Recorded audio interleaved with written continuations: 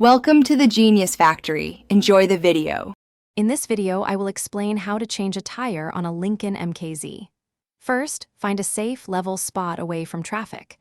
Make sure the ground is firm and flat. Next, gather your tools, the jack, lug wrench, and your fully inflated spare tire. Finally, engage the parking brake and place wheel chocks behind the wheels opposite the flat tire for added safety. Now, before lifting the car, use your lug wrench to loosen each lug nut about 1/2 turn. Do not remove them completely yet. Locate the correct jacking point on your Lincoln MKZ, usually marked by a small arrow or relief on the pinch weld. Place the jack firmly under this point and begin to raise the vehicle until the flat tire is completely off the ground. With the car lifted, you can now fully remove all the lug nuts. Carefully pull the flat tire straight off the wheel studs and set it aside. Next, lift your spare tire and align its holes with the wheel studs.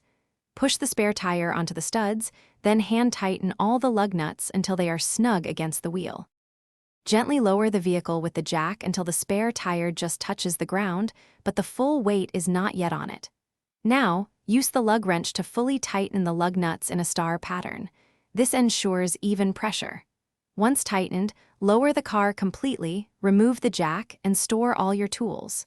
Check your spare tire pressure soon. Thanks for watching. If you found this helpful, don't forget to like and subscribe.